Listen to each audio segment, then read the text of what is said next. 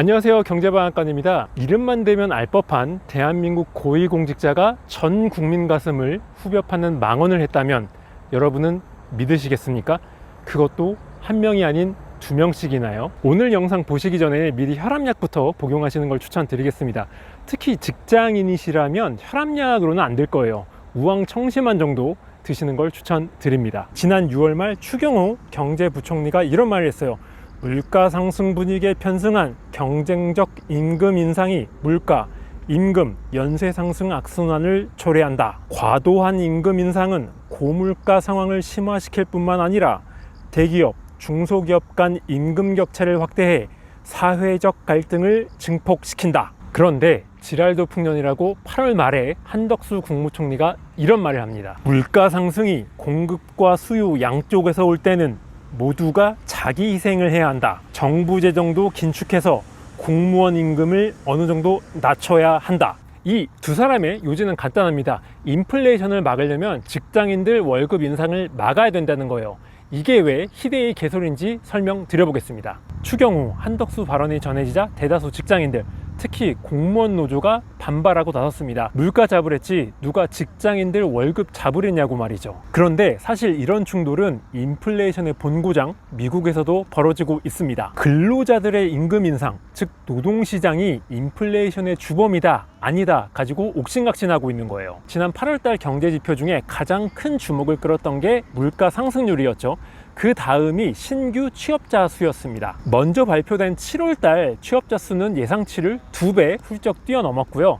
그 다음에 발표된 8월달 수치는 예상치에 부합을 했습니다. 7월과 8월달 수치가 놀라웠던 이유는 코로나가 엔데믹으로 전환이 되면서 이미 많은 미국인들이 일자리를 가지고 있었다는 거예요. 일자리가 늘어날 만큼 늘어났다고 봤는데 또 생겨버린 거죠. 근로자들이 받는 임금 상승률은 수개월째 5%대를 기록을 하고 있습니다. 한마디로 지금 미국 노동시장은 코로나 이전 수준으로 완전히 회복됐다고, 심지어 더 화랑이라고 볼 수 있는 거예요. 그럼 미국 노동시장이 이렇게 잘 나가고 있는 이유가 뭐냐? 구직자가 갑이고 회사가 을이 됐기 때문입니다. 우리 회사에서 일할 가족 같은 직원 구합니다 라고 써붙인 데가 많으니까 일자리를 구하려는 구직자 입장에선 회사를 골라갈 수 있는 상황이 된 거죠. 그러면 사람들이 어느 일자리를 택할까요? 당연히 돈 더 많이 준다는 회사를 택하겠죠. 그 결과 임금 상승률이 높게 나타나고 있는 겁니다. 이에 주목한 경제 전문가들은 임금 상승이 가뜩이나 높은 인플레이션을 더 끌어올린다고 광분하기 시작했어요. 이들의 두뇌 회로는 현재 이렇게 움직이고 있습니다. 화이트보드 나와라. 얍.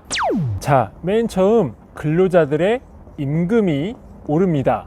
이것은 결국 근로자들의 가처분 소득이 늘어난다는 걸 의미를 하죠.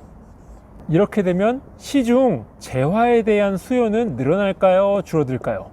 당연히 수요도 늘어나게 되겠죠. 수요가 늘어나니까 시중 물가도 역시 올라갈 수밖에 없습니다. 그러면 근로자들이 가만히 있을까요? 절대로 가만히 있지 않죠. 임금 올려달라고 여기저기서 아우성이 터져 나옵니다. 이거는 결국 기업 입장에서 봤을 때요, 인건비가 상승하는 요인으로 작용을 하게 되고요.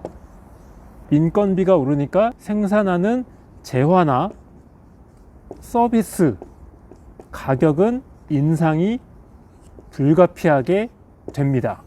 그러면 여기서 끝나느냐? 절대 그대로 끝나지가 않아요.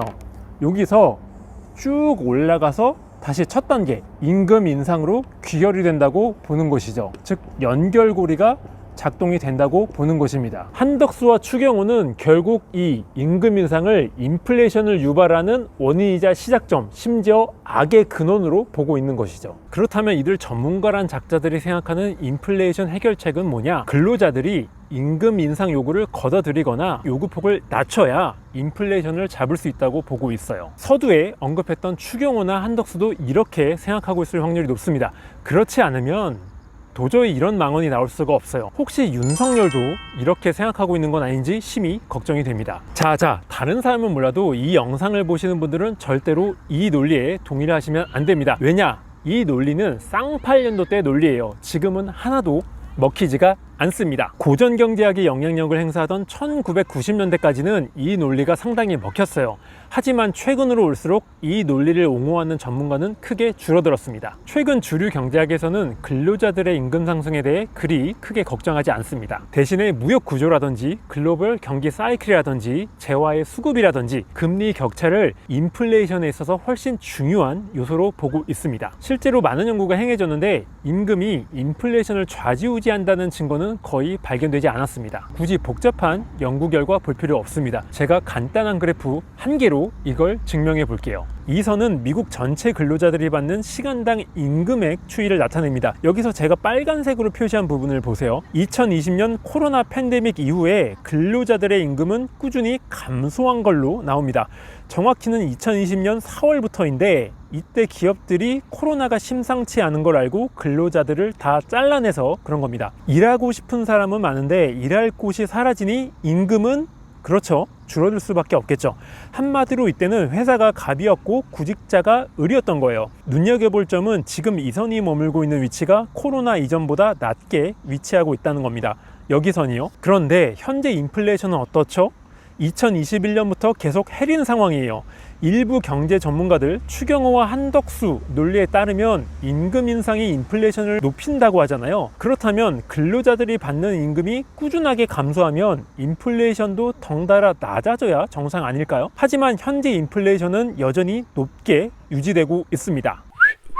임금 인상이 인플레를 유발한다는 사람이 있으면 이 그래프를 보여주면 됩니다. 입이 싹 닫힐 거예요. 자, 이런 증거에도 불구하고 일부 전문가들은 향후에 임금이 꾸준히 오를 수밖에 없다. 따라서 인플레이션에 상당한 부담으로 작용할 것이다. 연준은 임금이 더 이상 오르지 않을 때까지 꾸준히 금리를 높여 나가야 한다라고 주장하고 있습니다. 다시 한번 말씀드리는데 이거 완전 이 뭔 개소리야! 추경호와 한덕수 같은 사람들은 인플레이션의 기본 원리조차 망각한 사람들이에요. 한번 생각해보죠. 물가가 오르면 사람들이 왜 싫어할까요? 이 질문에 물건값이 비싸지니까 라고 답을 한다면 80점 드릴게요. 내가 보유한 현금 가치가 떨어지니까 90점 드리겠습니다. 그러면 100점짜리 답안지는 뭐냐? 실질 임금의 가치가 떨어지니까예요. 우리가 받는 월급이 물가를 따라잡지 못하면 구매력 감소로 이어지죠. 세상의 그 어느 누구도 자신의 구매력이 또 실질 임금이 떨어지는 걸 바라지 않습니다. 이거는 삼성 이재용 부회장부터 편의점에서 최저시급 받으면서 일하고 있는 알바생까지 모두 똑같아요.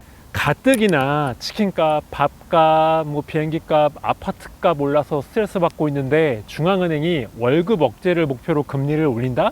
이거는 정치적으로나 경제적으로나 엄청난 무리수입니다. 특히 임금은 인플레이션이 정점을 찍은 다음에 천천히 올라오는 특징이 있어요. 만약 중앙은행이 임금에 초점을 맞추게 되면 인플레이션이 완전히 꺾였는데도 계속 금리를 올릴 수밖에 없게 됩니다. 그리고 그 결과는 딱 하나, 경기 침체가 발생을 하죠. 결국 제가 드리고 싶은 말씀은 뭐냐? 추경호와 한덕수는 경제학 공부 다시 해야 됩니다. 그 어렵다는 행정고시 패스에서 국회의원, 국무총리, 장관 된 거는 인정을 해요. 하지만 최신 경제학 트렌드 모르고 국민들 현실과 동떨어진 발언을 한 거는 뭐다? 헛똑똑이란 얘기예요. 한 가지 더.